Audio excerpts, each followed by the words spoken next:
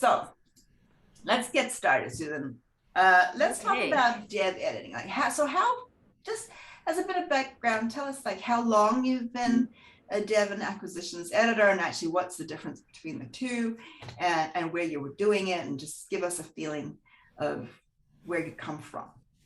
Okay, so I have to confess that developmental editing is a term that I didn't really use very frequently until like last year when I left Tor Books, which is one of the publishers under the Macmillan umbrella.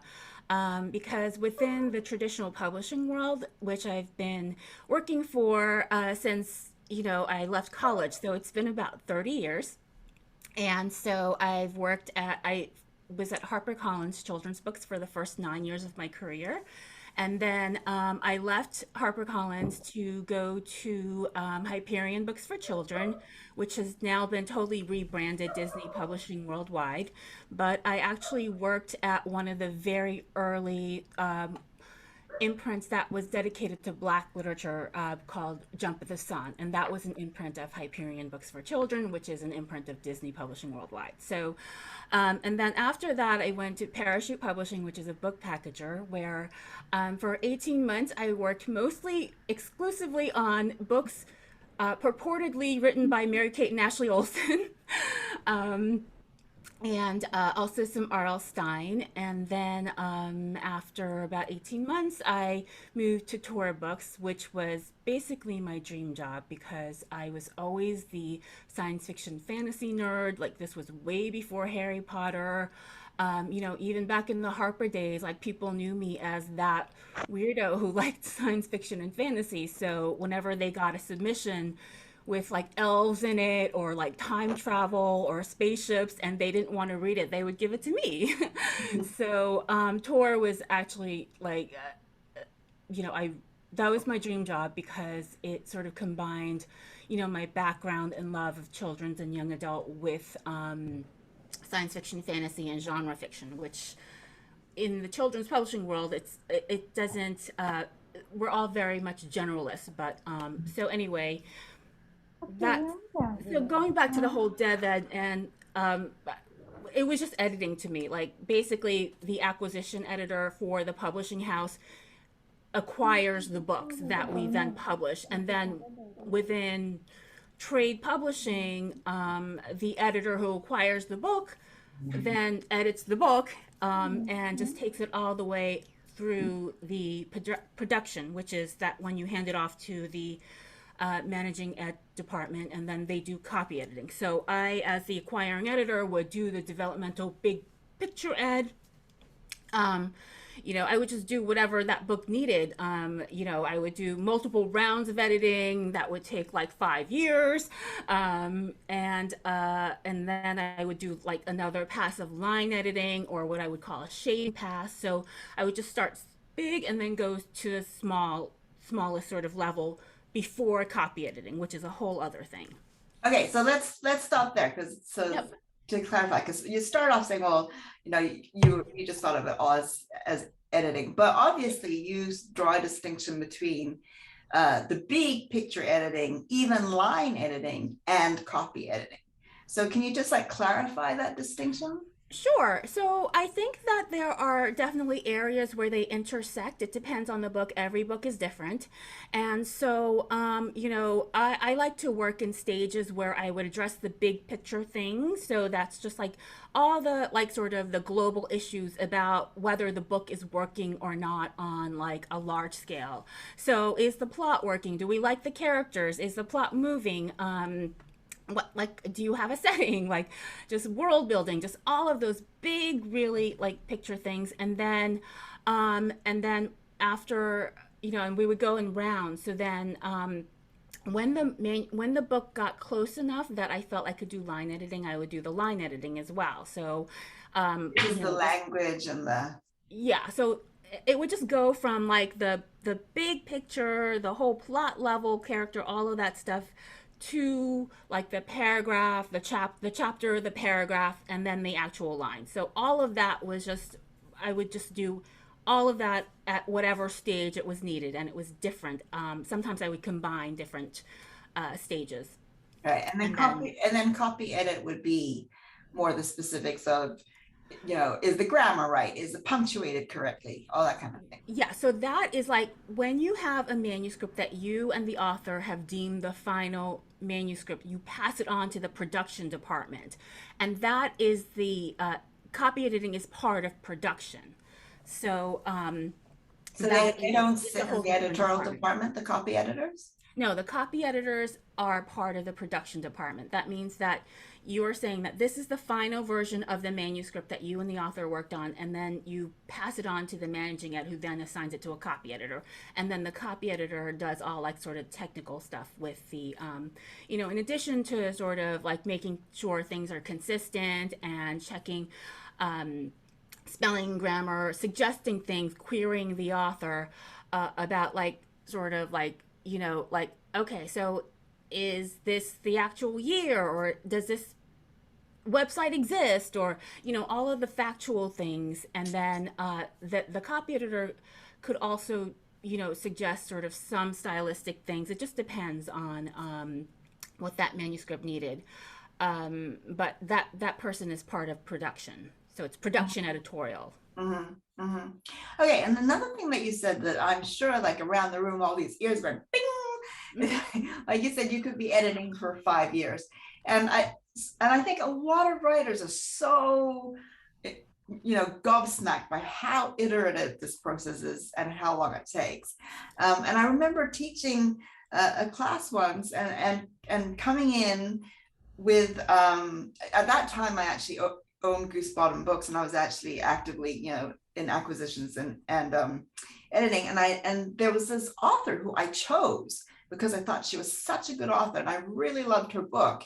And despite really loving her book, like enough to put my hands in my own pockets to give her money to give me that book, it took us like 6 rounds, right, before we got into the line and copy and all that stuff. Just on the big stuff, it took us 6 rounds. Yeah. And everyone's really surprised that even if you like a book, there's still often so many places where it could be better. Like how blind authors, I'm an author, so I can say this, how blind authors are to their own work. And Yeah. how it's really, you really need that kind of back and forth to get work. Yeah, Yeah. so I think that the thing is that that's definitely something that back in the day, like we're going to talk about how things have changed, but that used to be much more tolerated than it is now. But when I got into publishing, I would routinely, I would be like, I was sort of like the way that you learn to edit is by you're an apprentice. So you work with your senior editor while you're an assistant or an editorial assistant. And so I worked with a lot of really great, talented editors. And, I did see them go round after round. And so that used to be much more common than it is now for a lot of different reasons. But what I learned when I apprenticed or I learned my craft at HarperCollins Children's Books, which was such a great place to learn, just because there's just an amazing history there. And and I had amazing mentors, like one of them being Jeannie So, who taught me how to write copy and to edit. And the thing is that what I learned is that we are creating books for children. And so there cannot be you can't leave anything unturned. Anytime, like this is a Jeannie Soism, but she said, if you hear that little voice, if something about that sentence doesn't seem right, or that storyline doesn't seem right, like we were given the brief, like we had a mission that we are creating books for children, and we have to give we have to give it our all the time. And sometimes that would be like, okay, we found something that we wanted to correct, even if it was after proofs, which is just completely forbidden now, but we would do it. Mm-hmm. So there was a lot more time and tolerance for making sure that you get it right. And the other thing is that as an acquisition editor, you're reading through like hundreds of manuscripts a year, agented manuscripts. So most of them are at a pretty good level. And then sometimes you run into things where you're a little jaded, you don't find anything you like. And so you're kind of looking for things that you like, that you want to buy because you felt like you haven't bought anything in a while and you have to buy books to be an acquisition editor. And, but also you're looking to fall in love. So you fall in love with the submission, and then once you sit down to work with the author on it, then you see all the flaws that you didn't see originally. But you still love the potential. That's always the thing. If I love the potential and I felt like I could work with the author to get there, I would want to take that chance.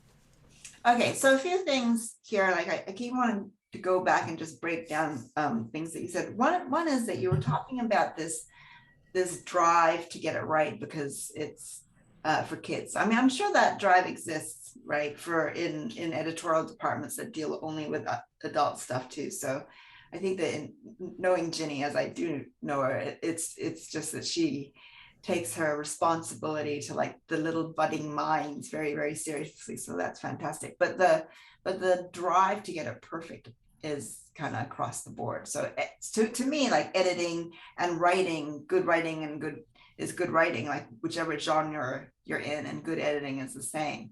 But you did mention that nowadays it's these like multiple rounds are not tolerated. So that affects all the writers out there for them to know that this industry has changed.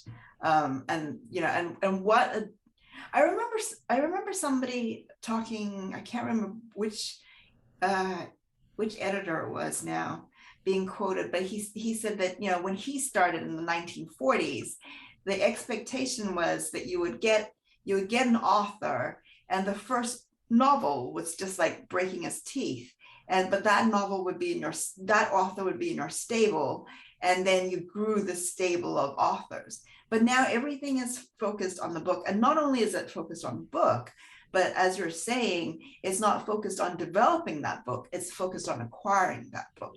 So can you Yeah. talk about that a bit Yeah, more? yeah, sure. And to be clear, that like when I joined Tor, like when I came on board at Tor 17 years ago, it was still a thing where I knew that Tom Doherty had built that house because he had nurtured authors through many many books, and until they broke out. And as long as the editor believed in that author and that author was getting good reviews, even if it had modest sales, he would stay with those authors until they broke out, and many of them did break out. So that's sort of like an older, oh, it's old fashioned just in the sense because time marches on. And one of the things that I'm going to say today, just since I've left sort of publishing, and I can just be really honest, is that everything has gotten more corporate, and that's just the way that the the society and the world is. So the way that it affects um, authors is that